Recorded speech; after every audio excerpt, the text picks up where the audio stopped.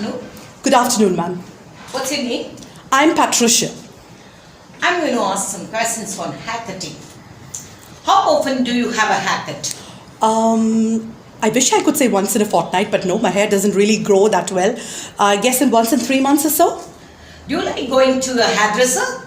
Of course, yes. In fact, I always opt for the top stylists, and I usually have a discussion with them because I'm very particular about the outcome. How long have you had this haircut?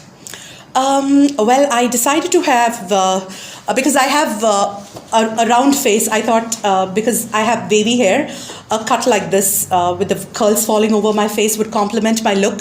So I've been having it for almost a couple of years. Have you had a haircut that you didn't like? Yes, of course.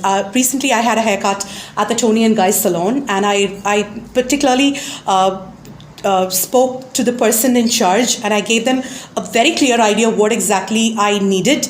But it turned out very bad. I gave the person a mouthful.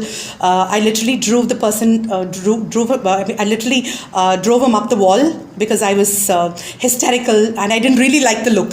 So yes, it just led to frequent bad hair days that I've had to deal with. Do you want to change your hair color? Not that I'm not bold enough to do it, but I wouldn't want to experiment with the funky shades of oranges or pinks. I just don't do it because it doesn't really complement my skin tone. And there's a question of covering grays. So yes, I do what is necessary. Now I am moving on to wearing jeans. Do you like wearing jeans? Absolutely, yes. A pair of jeans with a pristine white shirt is my go-to attire. How often do you wear jeans? Because I work, jeans are allowed. Since casuals are allowed on Fridays and on weekends, I usually step into the office with a pair of Levi's jeans. I guess it really holds your... It has a very good shape and fit. Why are jeans so popular? I guess that's because people think that because they're wearing jeans, they don't have to probably wash it. Most people live in their jeans, but I would recommend them to frequently wash and use it. Did you wear jeans at school? It was strictly prohibited at school. I went to a school where there were pretty stringent guidelines as to the kind of dresses that we wore to the school. So jeans were particularly off limits.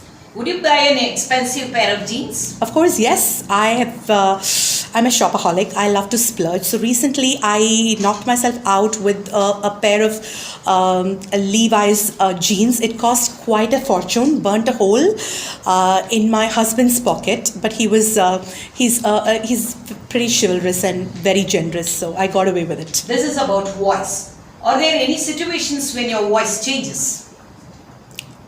Frequently so. I can be all coy and have a very soft and a husky tone when I'm probably speaking to my husband, having my way with him. But then when I come to work, of course, my tone definitely changes. And if I need to really impress somebody, then I know how to pull off the different voices as well. Do you like listening to recordings of your voice? I must confess that I have always done so. It gives me an understanding of how I use my voice, but particularly because I'm into public speaking, it gives me an understanding of what works for the audience. So yes. Is your voice the same as now it was when you were younger? I guess over the years, my voice has probably matured, and the kind of articulation, the intonation, and the modulation that I use now is probably changed for the better. But as the voice itself is concerned, especially people who speak to me on the phone, etc., they sometimes mistake me for somebody younger. I don't know if it's a good or a bad thing, but I guess I've got to live with it. Now part 2, the cue card. You can take 1 minute time to prepare. Talk about your experience of looking at the sky in day or night. Where did you watch? With whom did you watch? Why did you like looking at the sky?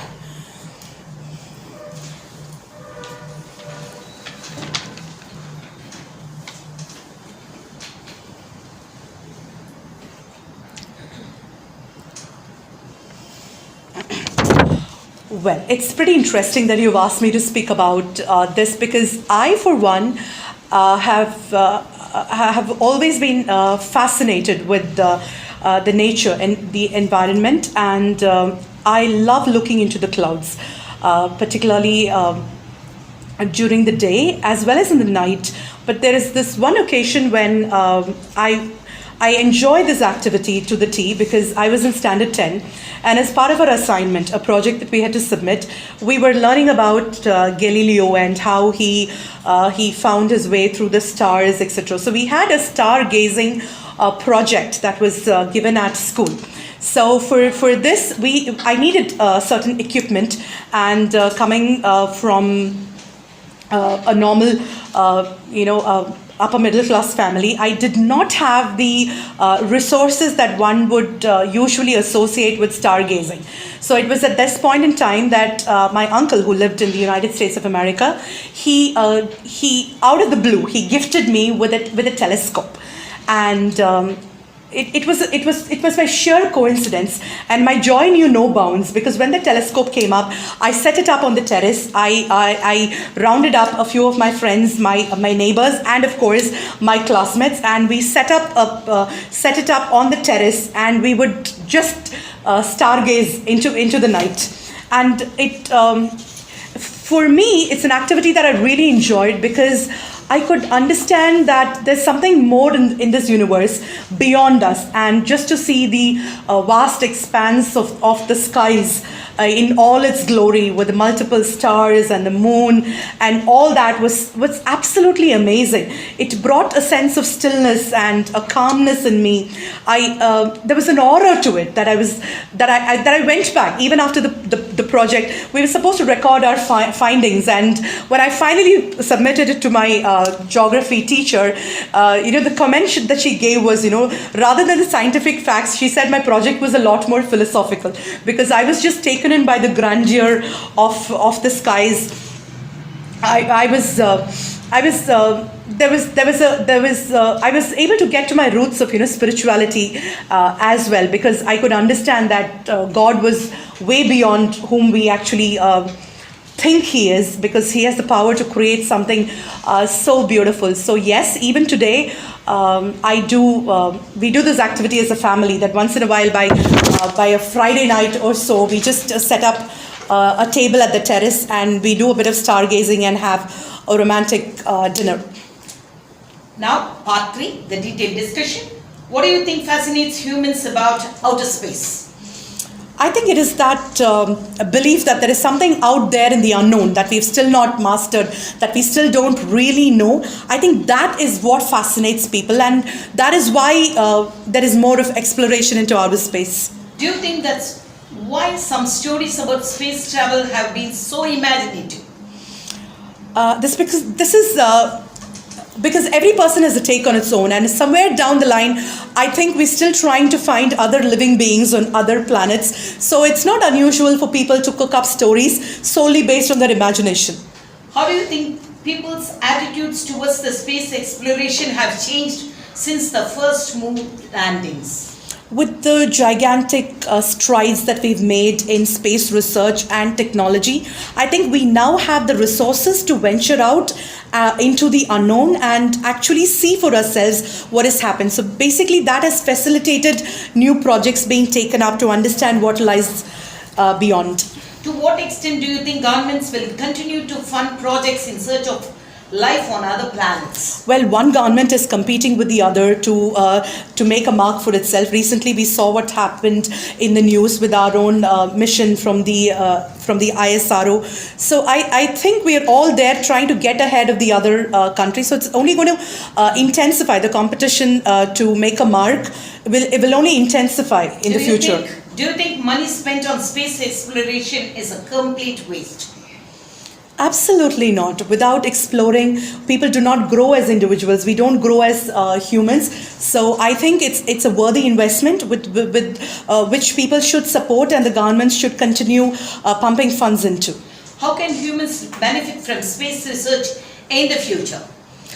Well, we really don't know what lies ahead in the future. People are talking about we're talking about living in other planets like the Mars or something. So maybe if we discover something, it could put a little less stress on the Earth's resources as well. Is it necessary for children to learn about space and stars at school? Yes, astronomy, astrology, etc. are different fields of study that people are still interested in. So I think we should allow our children to have a gamut of career choices and give them the freedom to choose. The last question. Why are some people so interested in astronomy? As I mentioned earlier, there is something fascinating when you actually look into the sky, because you know that there is something that is there which you're not familiar with, but you still want to know more, and what is away, what is hidden, and you just want to discover those deeper truths. So I understand that's why people are so taken in by it. Thank you, Patricia.